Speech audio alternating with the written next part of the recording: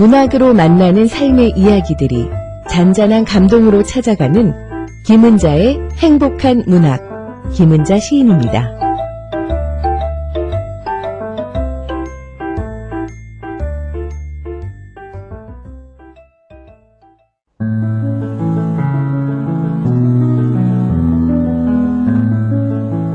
김은자의 행복한 문학.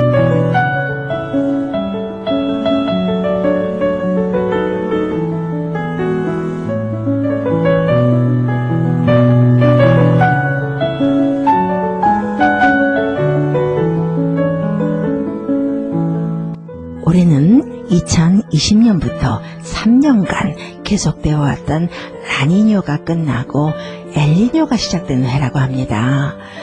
평소에도 이 적도 부근의 바다가 이 태양열을 받아 뜨거운 위치잖아요. 특히 북회기선과 아열대, 고압대 부근의 기온이 엘니뇨로 인해서 치솟는다고 합니다. 더 뜨거워진 바닷물이 더 강한 저기압을 만든다고 해요. 폭우가 쏟아붓고 또 열대성 저기압일 경우에 그 세기가 더 강해진다고 하는데요. 이 무서운 기후변화 해결책이 없을까 싶잖아요. 그런데 가장 가까운 곳에서 우리가 살아가면서 그 작은 일부터 실천하는 방법이 있다고 합니다. 전기, 가스, 에너지 소비를 줄이고요. 잠들기 전에 전원을 모두 끄는 것이 도움이 된다고 해요. 될 수 있으면 대중교통 사용하고요. 또 차는 천천히 달리는 것, 그리고 음식은 맛있게 먹고요. 남기지 않는 것, 그런 것들이 다 영향을 준다고 합니다. 음식물 쓰레기가 많아질수록 온실가스가 늘어나기 때문이겠죠. 덥다고 에어컨 너무 세게 트는 것도 안 좋다고 해요. 집안 온도 미지근하게 유지하는 것이 기후변화 해결책에 도움이 됐다고 합니다. 살아가면서 작은 것에서부터 주의 깊게 함께 노력하는 것, 그런 것들이 다 모여서 좋은 결과를 만들고 좋은 세상을 만드는 거니까요. 우리가 살고 있는 이 미국, July 4th 독립기념일이 지나면 본격적인 여름이 시작되고 정말 덥습니다. 아이고 더워라, 오늘 무지 덥다, 뭐 이런 소리 나도 모르게 나오는데요. 너무 더워서 밖바람도 좀 쐬어보자면 밖이 더 더울 때가 또 많아요. 동네에서 문득 보면 능소화가 붉게 담장을 놓고 있는 것을 보곤 하는데요. 우리들은 더우면 땀도 많이 흘리고 또 나도 모르게 막 짜증이 나서 막 그렇게 막 짜증 부리고 하는데요. 꽃들은 참 이상해요. 여름에 뜨거운 태양 아래 뜨거우면 더욱 더 그렇게도 붉고 아름다운 꽃을 피워내다니요. 아무리 더워도 그런 자연이 우리 곁에 있어서 좋은 세상입니다. 이렇게 문학을 공감하면서 행복해지는 시간도 있고요. 오늘도 문학으로 행복해지는 시간, 행복한 문학 시작하겠습니다.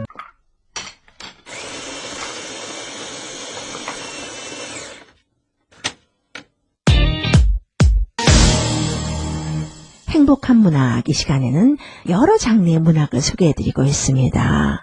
문학인들에게 문학 얘기도 듣고요. 필 한 편 들으면 참 편안하다 하는 분들이 의외로 많이 있습니다. 사실 그렇습니다. 뭐 수필이 체험에서 오는 문학이기도 하지만요. 그만큼 쉽게 이해하고 또 공감하기 좋은 장르가 없는 것 같습니다. 오늘 여러분들에게 오랜만에 수필 한 편 소개해드릴까요? 이 수필은 작년에, 그러니까 2022년도죠. 제8회 철도문학상 최우수상을 수상했던 작품입니다. 정석두 수필가의 아버지의 망치라는 수필인데요. 편안한 마음으로 한 편 감상하겠습니다.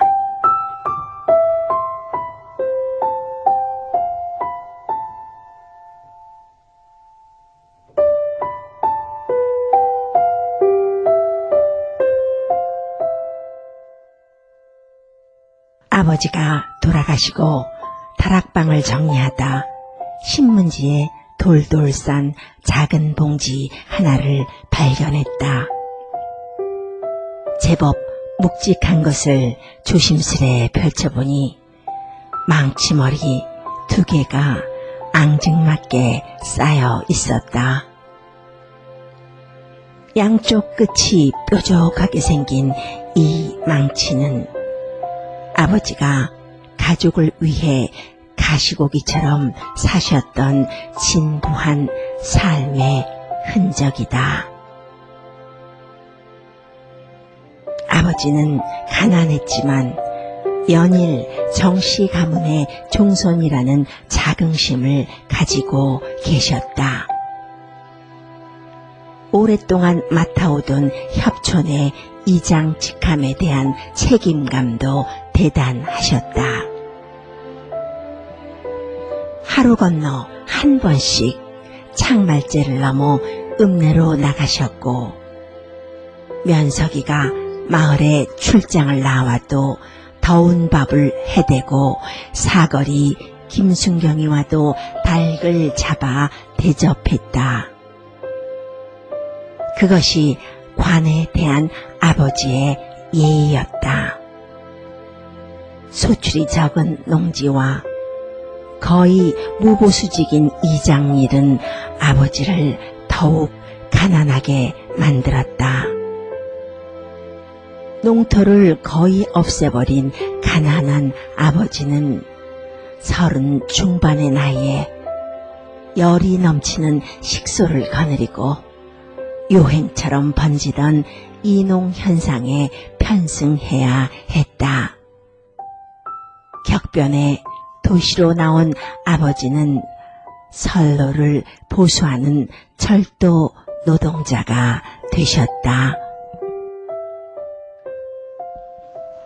동해 남부선의 마지막 종착역인 포항역에서 형산강 강변을 따라 나 있는 공업용 철로가 아버지의 일터였으며 아이들의 놀이터이기도 했다. 간간히 돌돌 말린 철판이나 석탄을 실은 화물 열차가 쇳소리를 내며 지나갔다. 아이들은 대못을 철로 위에 올려놓고 기차가 지나가고 나면 납작해진 못을 숫돌에 갈아서 작은 칼을 만들었다. 위험하기 짝이 없지만 열차가 어디쯤 오는지 철로에 귀를 대고 진동 소리를 들으며 놀기도 했다.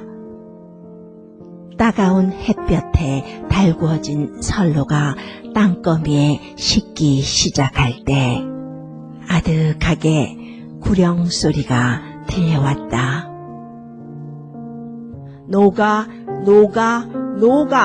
녹아사요. 단조롭고 주기적으로 끝이 올라가는 이 소리는 철도 노동자들이 노를 등지고 집으로 돌아가면서 핸드카를 젓는 구령 소리다. 흑인 영가처럼 애련하게 들려오는 소리 속에는 힘든 노동과 암울한 현실이 묻어 있었다. 누런 때가 찌든 축 늘어진 어깨걸이 러닝셔츠를 입은 아버지의 일상이 삽과 괭이와 빈 도시락과 함께 핸드카 위에 널브러져 있었다.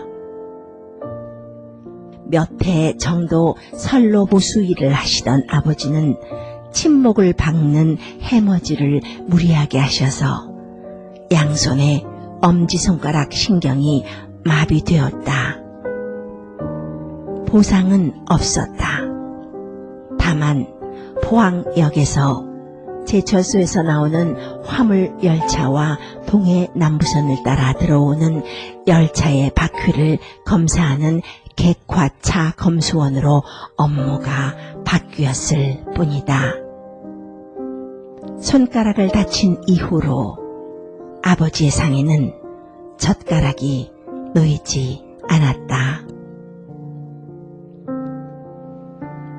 열차가 플랫폼으로 들어오면 망치를 들고 허리를 숙여 열차의 바퀴를 탕탕 두드려서 고장을 검사하는 일이었다. 열차가 움직이면서 내는 쇳가루 분진과 풍압에 의한 자갈의 기름먼지가 뿌옇게 뿌려지는 공기를 마시는 악조건에 24시간 고된 철야 교대 근무를 하셔야 했다. 유일한 연장은 긴 나무 자루의 망치였다. 쇠를 두드려 미세한 소리나 감각으로 고장을 찾아내는 일은 연장이 중요했다. 아버지는 뾰족해야 할 망치의 끝이 조금이라도 뭉그러지면 대장간을 찾아갔다. 언젠가 아버지를 따라 대장간을 간 적이 있었다. 대장장이가 화덕에서 달군 시뻘건 망치를 꺼내 두드리고 물에 담그자 치지직 쉬 소리를 내며 자지러졌다.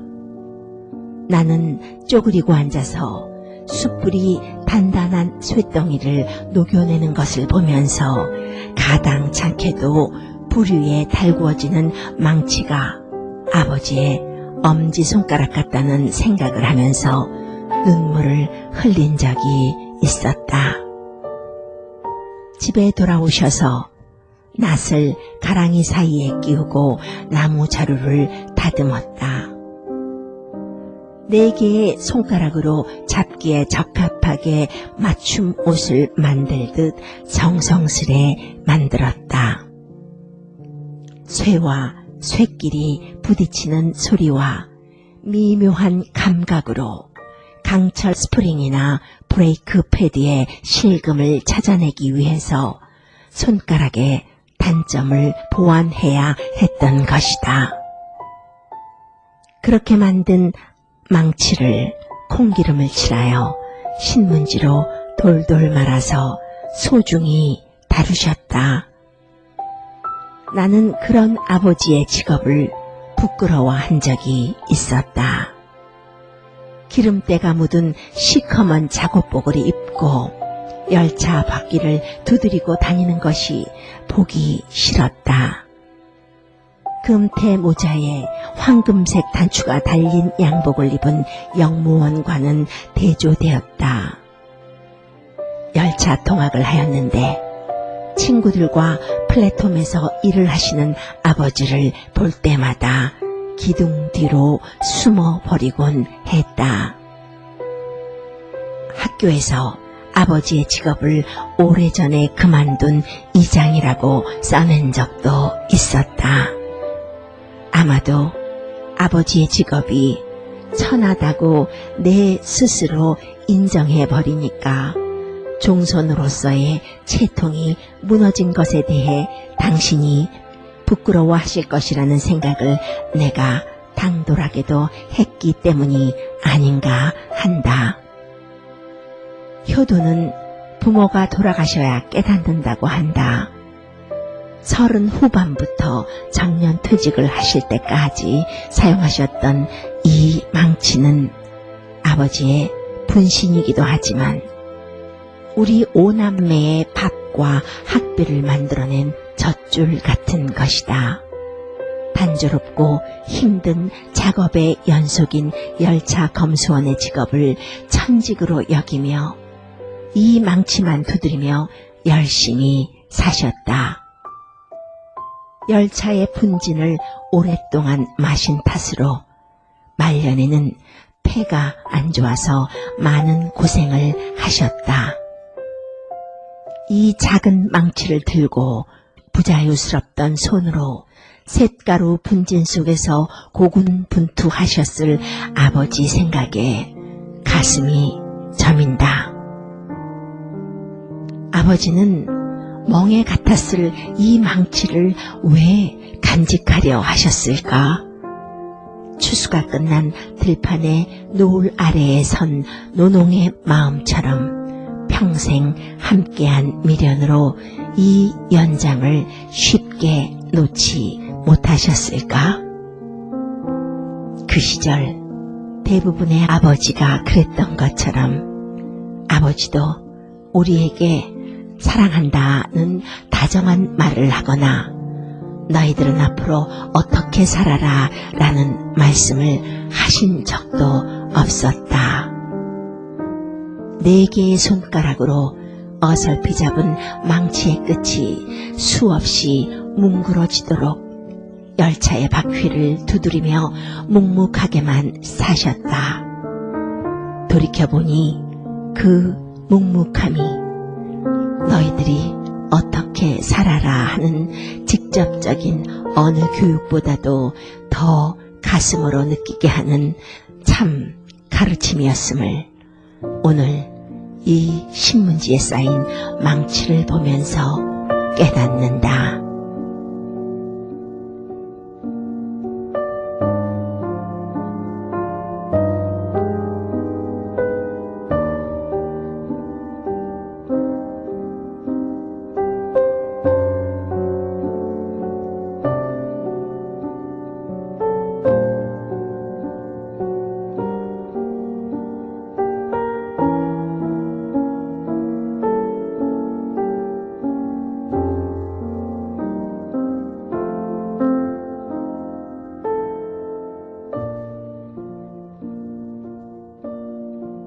여러분들에게 아버지는 어떤 모습으로 기억되는지요? 아버지에 관한 길을 접할 때면요, 아버지에 대해서 좀 더 깊이 생각하게 됩니다. 아버지 하면은 어머니와 좀 다르게 느껴져요. 겉으로는 태연해하거나 자신만만해하지만 속으로는 가족에 대한 책임감, 또 그 무게, 그 외로움, 허무감, 그런 것들이 좀 느껴지는 존재가 아버지가 아닌가 합니다. 항상 강한 사람이 아닌데요, 어찌 보면 어떤 면에서 더 약하고 그 연약한 사람인데 우리는 아버지 하면은 항상 강한 존재로 이미지가 있으니까 말이에요. 아버지들의 그 무게감이 어떻겠습니까? 예로부터 아버지는 한 가정의 가장으로서 집안의 모든 식구를 먹여 살리는 경제적인 책임을 져왔죠. 이렇게 경제적으로 무거운 책임을 지다 보니까요, 가정에서 아버지의 역할은 돈 벌어오는 기계. 그러다 보니까 자녀 교육, 양육은 또 어머니가 하게 되고요. 아버지가 가족의 가장 선봉에 있으면서도 겉도는 그런 경향이 많이 있었습니다. 자식과 어머니의 낀 세대. 자식과 대화를 못해서 어떻게 보면 연세가 드시면서 외톨이가 되어가는 것이 아버지가 아닌가 하고요. 그 옛날에는 그래도 가부장적인 위험이라도 있었죠. 요즘은 또 한 가지 더해집니다. 자녀로부터 존경받지도 못하는 아버지, 가정에서 권위를 잃어가는 아버지로 전락하는 경우가 많습니다. 그러니 당연 얼마나 더 외롭고 허무하겠어요. 소개해드린 글은요, 철도문학상 공모에서 최우수상을 수상한 작품입니다. 그 옛날 아버지의 모습, 결코 화려하지도 자랑스럽지도 않았던 아버지의 모습. 그런데 그런 아버지의 모습을 아버지가 돌아가시고 아버지가 예전에 사용했던 쇠망치 2개를 우연히 발견하면서 아버지를 재조명하고 있습니다.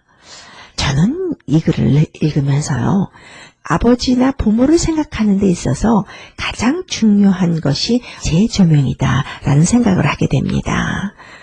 어릴 적 아버지는 이러했지만 지금의 아버지는 이러하다라는 거요. 작가도 어릴 적 아버지는 철로에 망치를 두드리면서 철로를 점검했던 아버지였지만, 그래서 때 묻은 런닝 셔츠를 입고 후질근한 땀에 젖은 모습으로 집에 돌아오시곤 했던 아버지였지만, 지금 생각해보니까 그랬던 우리 아버지 누구보다 훌륭하고 자랑스러운 아버지였다라는 겁니다. 많이 배우신 다른 부모님처럼 이렇게 하라 저렇게 해라 삶을 논해주지는 않았지만, 사랑한다, 너희들은 앞으로 어떻게 살아라 라는 말씀을 하신 적도 없지만 4개의 손가락으로 어설피 잡은 망치 끝이 수없이 뭉그러지도록 열차의 바퀴를 두드리면서 묵묵하게만 사셨던 아버지. 돌이켜보니까 그 묵묵함이 너희들이 어떻게 살아라 라는 직접적인 어떤 교육보다도 삶을 보여주고 가슴으로 느끼게 했던 참 가르침이었다 라는 그런 메시지를 줍니다. 작가의 재평가는 나의 아버지는 누구보다 참 가르침을 하셨고 자랑스러운 아버지였다라는 겁니다. 제가 아는 어떤 분은요, 아버지가 아이스크림 장사를 하셨답니다. 우연히 친구들과 어디를 가다가 버스 정거장에서 아이스크림을 파는 아버지를 본 거예요. 네, 너무 부끄러워서 못 본 척하고 지나쳤다고 합니다. 그날 아버지와 눈이 마주쳤으면서도 아버지가 그것에 대해서 살아가면서 한 번도 물어보거나 혼내지 않았다고 합니다. 그런데 아버지가 돌아가시고 새록새록 그 생각이 나서 아버지를 생각할 때마다 눈물이 난다고 해요. 아버지가 그때 얼마나 슬펐을까, 얼마나 절망하셨을까, 그런 생각이 나는 거죠. 참 아버지란 존재 말입니다. 이상해요. 어머니보다 더 외롭고 영원히 쓸쓸하게 느껴지는 이름이 아버지란 존재인 것 같아요. 그래서 더 생전에 마음을 헤아려 드리지 못한 것이 송구스럽고 후회스럽곤 합니다. 이거를 여러분들에게 소개하다 보니까요, 공광규 시인의 소주병이라는 시가 생각나네요. 공광규 시인의 대표 작품이기도 하죠. 소주병 듣고 갈까요? 소주병, 공광규. 술병은 잔에다 자기를 계속 따라주면서 속을 비워간다. 빈 병은 아무렇게나 버려져 길거리나 쓰레기장에서 굴러 다닌다. 바람이 세게 불던 밤, 나는 문 밖에서 아버지가 흐느끼는 소리를 들었다. 나가보니 마루 끝에 쪼그려 앉은 빈 소주병이었다. 아버지에 대한 많은 것을 담아낸 시입니다. 술병이 잔에다 자기를 계속 따라주면서 속을 비워가잖아요. 정말 절묘한 표현입니다. 잔에다가 자기를 따라주는 아버지도 자신의 전부를 자식에게 쏟아붓는데요. 그렇게 평생을 사는데 아버지는 자식들에게 자신의 못 배운 한, 또 가난한 굴레를 물려주고 싶지 않으신 거예요. 그래서 더 혼신을 다해서 사신 겁니다. 빈병이 되면 길가나 쓰레기장에 버려져서 이리저리 굴러다니는 것이 소주병입니다. 그런 신세가 어떻게 보면 아버지다. 아이고, 눈물이 나는데요. 한국 아버지의 모습을 이렇게 적나라하게 잘 표현한 시도 없을 것 같습니다. 시인이 환청인 듯 바람소리를 듣고 문을 열죠. 근데 아버지가 아니고 빈 술병이었어요. 빈 술병과 아버지가 몸을 다 내주고 자신의 모든 것을 자식에게 내주고 빈 병이 된 아버지가 흐느끼는 소리로 비유한 것. 정말 감탄스럽습니다. 흔히 볼 수 있는 소재로 이런 시를 쓸 수 있다는 역량이 대단하고요. 그런 것이 또 시인이기도 합니다. 오늘 잠깐 소개해드린 소주병과 또 장석두 수필가의 아버지의 망치, 그 연결이 되면서 가슴이 찡해지네요.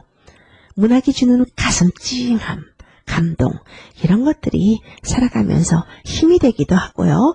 피가 되고 살이 되는 것이 아닌가 합니다. 문학으로 행복한 시간, 오늘은 한 편의 수필과 그 수필에 생각나는 시 한 편 덤으로 소개해드렸습니다. 행복한 문학 여기서 마칠 때가 되었네요. 독립기념일이 지나면서 바위가 기승을 부립니다. 더위에 건강 유의하시고요. 좋은 하루 지내시기 바랍니다. 지금까지 김은자였습니다.